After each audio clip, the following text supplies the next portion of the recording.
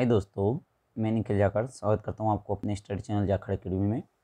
ये हमारी साइंस की क्वेश्चन सीरीज चल रही है। तो आइए चलते हैं आज के पहले क्वेश्चन की ओर। न्यूट्रिशन रिएक्शन ऑलवेज प्रोड्यूस, निष्प्रभाव अभिक्रियाएं सदैव उत्पन्न करती है। Neutralization reaction always produce. तो an acid and a salt एक अम्ल तथा एक लवण, an acid and a base एक लवण एक क्षार, ए सॉल्ट वाटर एक लवण तथा जल, ए सॉल्ट ए बेस एक लवण एक क्षार। तो आपको बताना है कि एक न्यूट्रलाइजेशन जो रिएक्शन होती है वो क्या प्रोड्यूस करती है। तो आंसर क्या होगा? ए सॉल्ट एंड वाटर। जब भी कोई न्यूट्रलाइज रिएक्शन होती है तो वो क्या प्रोड्यूस करती है? A salt and a water. Okay, चलते हैं अगले क्वेश्चन की ओर। In which one of the following medium does sound travel the fast, निम्नलिखित में किस माध्यम में ध्वनि सबसे तेज यात्रा करती है? Water, air, vacuum, steel. जल, वायु, निर्वात, इस्पात।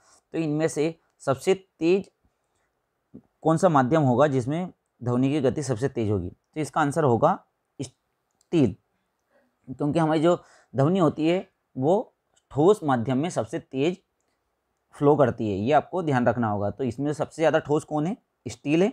वैक्यूम में साउंड ट्रेवल नहीं करती है। Okay. The main component of natural gas is, प्राकृतिक गैस का मुख्य घटक है ऑक्सीजन, मीथेन, कार्बन डाइऑक्साइड और carbon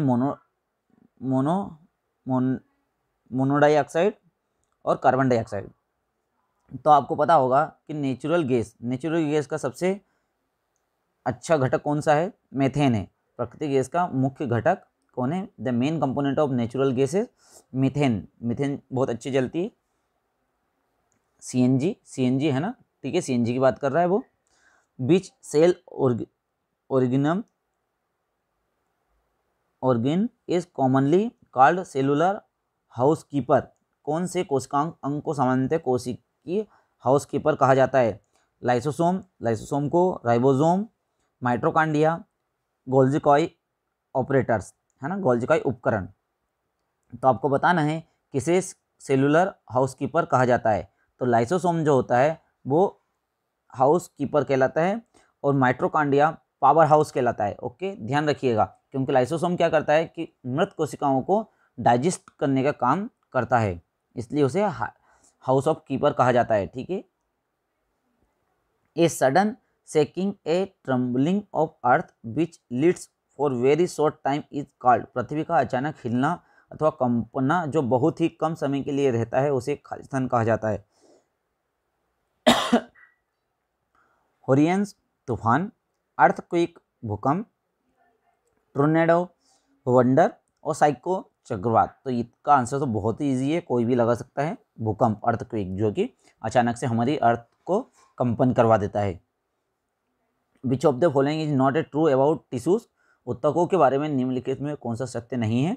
packed and held together, एक साथ पैक होना तथा साथ में रखा जाना। Only one tissue in a multicellular organ, बहुकोशिकीय जीव में केवल एक उत्तक होता है। Do not the same function, एक समान कार्य करना। Do the same function, look the same, एक समान दिखना। तो आपको इसमें क्या बताना है? उत्तक के बारे में निम्न में से कौन सा कथन सत्य नहीं है? तो देखो, लुक द सेम, एक जैसे दिखते हैं। डू द सेम फंक्शन, एक समान कार्य करते हैं। पिक एंड होल्ड टुगेदर, एक साथ पैक होना तथा एक साथ रहना। तो only that one tissue is a multi cellular organism, ये इसका गलत कथन है किसी भी टिश्यूज के बारे में। और टिश्यूज किससे मिलकर बनते हैं? ये सेल्स से मिलकर बने होते हैं। ओके, और टिश्यूज से मिलकर कोई भी ऑर्गन्स बनता है। आइडेंटिफाई द रॉन्ग मैच, गलत मिलान को चिन्हित करें। Permanent tissues, sclerema, photosynthesis, carbon dioxide fixation, प्रकाश संश्लेषण क्रिया, कार्बन डाइऑक्साइड नियमित होता है। एरिकेमा, लोकलाइज थिकिंग, एरेकाइमा, स्थानीय प्रगड़न और पेराकाइमा, थिन वॉल पैक सेल, मृदु तक पतली भित्ति वाली पैकिंग कोशिकाएं। तो इसमें से सही मिलान क्या होगा? इसमें से सही मिलान, जो गलत मिलान है, सॉरी गलत मिलान क्या होगा, आर्कीमा लोकलाइज थिकिंग। ठीक है, हमारा अगला क्वेश्चन है, to get the rainbow colour VIVGYOR the white light is the base throw on optical device now as. इंद्रधनुष के रंग प्राप्त करने के लिए श्वेत प्रकाश को एक प्रकाशीय उपकरण के माध्यम से गुजारना पड़ता है जो कहलाता है लेंस, ग्लास स्लेब, मिरर और प्रिज्म। तो ये क्या होता है, प्रिज्म होता है। ओके, जब हम किसी श्वेत प्रकाश मतलब कि व्हाइट रेस को किसी भी प्रिज्म में से निकालते हैं तो वो 7 रंगों में बढ़ जाता है, विभक्त हो जाता है। ओके, इसी चीज के बारे में पूछ रहा है कि किस में हम प्रकाश को डालें कि वो अपने 7 रंगों में विभक्त हो जाए, तो वो क्या होता है, प्रिज्म होता है। इसका एग्जाम्पल हमने 8th क्लास में देख रखा होगा। Identify the antibiotic whose source of a fungi. उस एंटीबायोटिक को पहचान करें जिनका स्रोत फफूंदी है। Penicillin, tetracycline, spectromycin, erythromycin. तो आपको एंटीबायोटिक की पहचान करनी है तो आपको पता ही होगा पेनिसिलिन, जो कि हमारी सबसे फर्स्ट एंटीबायोटिक थी, जिसे अलेक्जेंडर फ्लेमिंग ने खोजा था, डिस्कवर किया था, और ये एक एंटीबायोटिक थी। ठीक है, milk produce in cow is determined by. गायों में दूध उत्पादन खालिस्तान के द्वारा निर्धारित किया जाता है। हेल्थ ऑफ द काउ, गायों का स्वास्थ्य। न्यूट्रिशनी नीड ऑफ द काउ, गायों के पोषण के द्वारा। रेसिस्ट टू डिसीज, रोग प्रतिरोधक क्षमता। इंक्रीज लोकेशन प्रोड्यूस, विशुद्ध दुग्ध स्राव काल। तो आपको increase lactation period. Milk produce in cow determine by increasing लैक्टियस।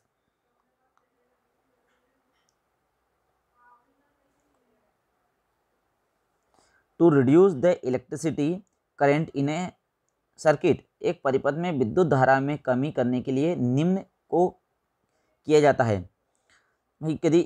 यदि आपको इलेक्ट्रिसिटी रिड्यूस करनी है तो हमें क्या करना होगा, a resistance should be connected in parallel with the circuit. एक प्रतिरोधक को परिपथ में साथ समांतर क्रम में जोड़ा जाना चाहिए। A resistance should be connect in series with the circuit. एक प्रतिरोधक को परिपथ के साथ श्रेणी क्रम में जोड़ा जाना चाहिए। A good conductor should be connected in series with the circuit. एक अच्छे चालक के परिपथ के साथ श्रेणी क्रम में जोड़ा जाना चाहिए। An insulator should be connect in parallel with the circuit. एक इंसुलेटर को परिपथ के साथ समांतर क्रम में जोड़ा जाना चाहिए। तो आपको करना क्या है, आपको विद्युत धारा में कमी करनी है। तो विद्युत धारा में कमी करने के लिए a resistance should be connect in series. जब हम सीरीज में उसे जोड़ देंगे तो आप सबसे कम विद्युत धारा प्रभावित करेंगे। आपको ज़्यादा विद्युत धारा प्रभावित करनी है तो आपको कंडक्टर लगाना होगा सीरीज में। ओके, और मीडियम की बात करें थोड़ा कम, तो उस समय हम जाते हैं पैरेलल में। Okay, which part of the cells, एक मिनट, ये लास्ट पिछले वाले क्वेश्चन में आपको पता ही होगा कि जिस तरीके से ये होता है, ये वाला कनेक्शन जो होता है, ये कौन सा कलेक्शन कहलाता है, ये सीरीज कलेक्शन कहलाता है। ओके, और इस तरह का कनेक्शन पैरेलल कनेक्शन कहलाता है। इसमें हमारा इसमें R1 plus R2 plus R3 इस तरीके से बनता है, इसलिए इसमें ये ज़्यादा रिड्यूस कर सकता है। ओके, कोशिका की सभी गतिविधियों को नियंत्रित करने में सेल्स कोशिका का कौन सा भाग मदद करता है। Which part of the cell help in control all the activity of the cell. Golgi body, nucleus, vacuole, mitochondria. तो आपको इसका सही आंसर दिख रहा होगा, न्यूक्लियस। न्यूक्लियस ही पूरी कोशिकाओं को कंट्रोल करता है। Okay, you are aware of polio education program in your city. Children below the age of 5 year are vaccinate because. आप अपने शहरों के पोलियो उन्मूलन कार्यक्रमों से परिचित होंगे। 5 वर्ष से कम की आयु के बच्चों का टीकाकरण किया जाता है क्योंकि prevent the enter of polio cases organ only. केवल पोलियो करने वाले सूक्ष्म जीवों को प्रवेश रोकता है। Vaccinate kill the polio causes microorganism only. केवल टीकाकरण पोलियो करने वाले सूक्ष्म जीवों को मार देता है। ऑल द एबव, उपरोक्त में सभी। Vaccination create immunity in the body only. केवल टीकाकरण शरीर में प्रतिरोधक उन्मूलन करता है। तो इसका सही आंसर क्या होगा? All of the above. ठीक है, पोलियो उन्मूलन आपको पता होगा कि, और ये बात भी आप याद रखिएगा, वर्ल्ड का फर्स्ट कंट्री है जिसने पूरी तरीके से पोलियो को अपने देश से खत्म कर दिया है, वो कौन है? इंडिया है। Okay, throw polyester is a synthetic fibre at it is easier to bear in summer than other synthetic fiber like nylon because it।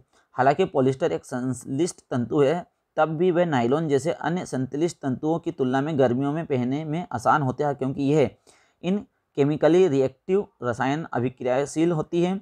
Is light weight and has good elasticity, वजन में हल्की और अच्छी प्रत्यास्थता होती है। It water proof, जल रोधक होती है। डज नॉट कैच फायर, आग नहीं पकड़ती है। तो इसका सही आंसर होगा in light weight and has good elasticity, वजन में हल्की और अच्छी प्रत्यास्थता होती है। इसलिए पॉलिस्टर की जगह हम लाइनोन की जगह पॉलिस्टर को यूज करते हैं।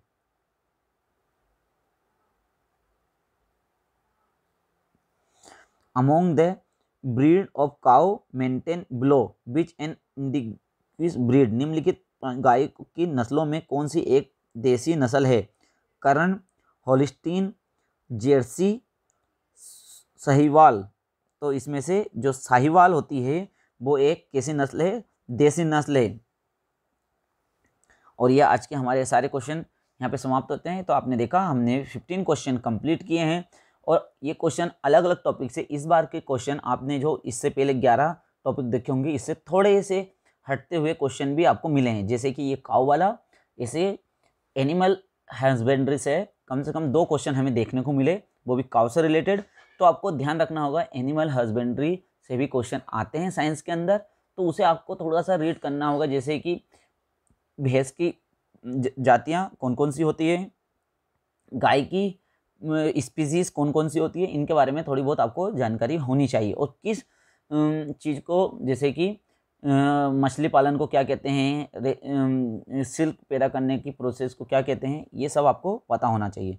तो चलो, यदि आपको मेरा वीडियो पसंद आया होगा तो मेरे वीडियो को लाइक करिए और मेरे चैनल को सब्सक्राइब करिए। मिलते हैं अगले वीडियो के साथ। धन्यवाद।